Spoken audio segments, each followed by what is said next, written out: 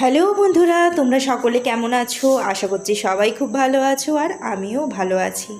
তো আজ হচ্ছে বাসন্তী পুজো। ভিডিওটা আমি অনেক দিন পর শেয়ার করছি, কিন্তু এটা বাসন্তী পুজোর ব্লগ। তো আমি, ছেলে আর মা রেডি হয়ে গেছি, আর এদিকে বাবাকে ডিনারের জন্য খাবার দিয়ে দিয়েছি। বাবা যেহেতু নাইটে ডিউটি করে, তো বাবাকে খাবার দিয়ে আমরা বেরোবো। তো দেখছো পাড়ায় পুরো একদম অন্ধকার ঘুটঘুটে। আমাদের স্ট্রিট লাইটটা না খুব একটা ভালো জ্বলে না। তো এই অন্ধকার ভেদ করে আমি, মা আর বেটু মিলে চললাম বাসন্তী মেলা দেখতে। আমাদের এখানে বাসন্তী মেলা হয়, ছোট থেকে আমরা দেখে আসছি এই মেলা। বনেদি বাড়ি আছে সামন্তদের, এখানে হচ্ছে তোমার ওই দেবী চৌধুরানীর আমল থেকে বাসন্তী পুজো হয়। আর এই বাসন্তী পুজোকে কেন্দ্র করে ছোট্ট একটা মেলা হয়। ছোটোবেলায় দেখতাম বেশ অনেক দোকান বসতো, আর এখন না রাস্তাঘাটগুলোর উপরে অনেকে বাড়ি বানিয়ে দিয়েছে, স্ল্যাব ঢেলে দিয়েছে, সেই জন্যে না আর ঠিক সেরকম দোকান বসে না। তবে তোমার ওই রাস্তার ধারেই কিছু ওই খাবারের স্টলই বসে, সেরকম খুব একটা দোকান বসে না। তো চলো তোমাদেরকে ভেতরে নিয়ে যাই। অনেক দিন পর আসছি, বিয়ের পর আর আসতে সময়ই হয় না। মানে বাপের বাড়ি এলে আসা হয়, তো বাসন্তী পুজোর সময় তো বাপের বাড়ি আসতে পারি না। এই বছর এলাম। আগে জানো তো বন্ধুদের সাথেও আসতাম। এখানে আমাদের স্কুলের পাশেই যেহেতু মন্দিরটা ছিল, তো সন্ধেবেলায় বন্ধুদের সাথেও চলে আসতাম। কত স্মৃতি যে মনে পড়ে যাচ্ছে মন্দিরটায় ঢুকে। টিউশন পড়তে এলেও এই মন্দিরে বসে থাকতাম। ভীষণ ভালো লাগছে জানো তো, সেই ছোটোবেলার কথাগুলো মনে পড়ে যাচ্ছে। কিন্তু আমার কপাল দেখো, আমি মন্দিরে এসেও ভেতরে মায়ের কাছে যেতে পারলাম না যে একটু মন্দিরে ঢুকে প্রণাম করি। কেননা আমার পিরিয়ডস হয়েছে, মা বললো যে মন্দিরে উঠতে হবে না। আমি ভাবলাম উপরে উঠে প্রণাম করি, কিন্তু মা যেহেতু বারণ করলো, সেই জন্য আর আমি উপরে উঠতে পারলাম না। তো দূর থেকেই প্রণাম করলাম মাকে। বেশ সুন্দর ঢাক বাজছিল জানো।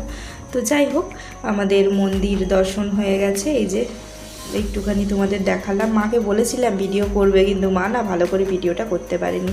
আর এই দোকানটা বসেছে, এই দোকানটায় প্রচুর খেলনা আছে। তো ছেলেকে একটা গাড়ি কিনে দিলাম, আর ওই দোকানটা দেখতে পাচ্ছ, ওই দোকানটায় একটা বল কিনে দিলাম। আর এইখানে মেয়েদের কসমেটিক্সের একটা দোকান বসেছে। বাস এই তিনটেই দোকান, আর কোনো দোকান বসেনি।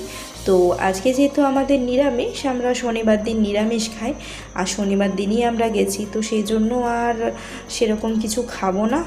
সেই এগ রোলই তো রয়েছে, আর তো সেরকম কিছু নেই। মাকে বললাম ফুচকা খেতে, তো মা বলছে আমিও তো নিরামিষ খাবো না যেহেতু, তো আইসক্রিম খাবো। আইসক্রিমের দোকানে গিয়ে এক কাণ্ড হয়ে গেল, বাপরে বাপ। ছেলে আমার আইসক্রিম খাবে, আমাকে তো একটুও আইসক্রিম খেতে দিলই না।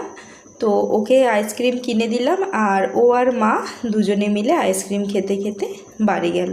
আর এখানে দেখছো ঘুগনির দোকান দিয়েছে, বেশ ভালো লাগছে, কিন্তু খাওয়ার উপায় নেই যেহেতু নিরামিষ, বুঝতেই পারছো।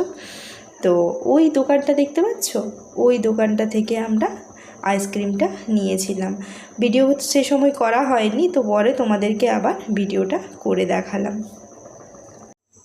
মনটা সত্যিই ভীষণ খারাপ লাগছে জানো তো, এত বছর পর মন্দিরে এলাম, অথচ মন্দিরের ভেতরে ঢুকতে পারলাম না।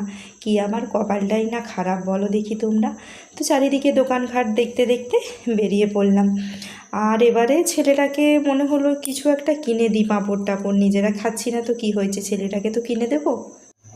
ওকে অবশ্য বাড়ি থেকে কর্নফ্লেক্স খাইয়ে এনেছিলাম, তাও মনে হলো কিছু একটা কিনে দিই। আর এদিকে মা বলল ওকে না পাঁপড় কিনে দিতে হবে না, ওকে তুই পপকর্ন কিনে দে, বাবারও খাওয়া হবে আর বেটুরও খাওয়া হবে।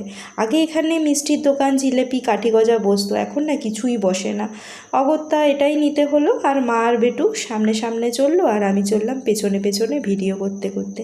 সেই চেনা রাস্তা, কিন্তু হচ্ছে পুরনো বন্ধুগুলো, পুরনো স্মৃতিগুলো এখন আর নেই। সব কিছু যেগুলো আঁকড়ে ধরে রেখেছিলাম, সেগুলোকে তাজা করতে চাইলেও আর তাজা করতে পারবো না। যাই হোক, তো চলো বাড়ি আমরা চলে এসেছি। আর বাড়ি এসে আমি খানিকটা আইসক্রিম খেলাম ছেলের কাছ থেকে কেড়ে কুড়ে। তো চলো এবার ফ্রেশ হয়ে নিই। আর আজকের আমার ছোটোবেলার স্মৃতি তাজা করা ভিডিও এতটুকুই। কেমন ভিডিও লাগলো অবশ্যই কমেন্ট করে জানিও। টাটা, দেখা হচ্ছে পরের ব্লগে।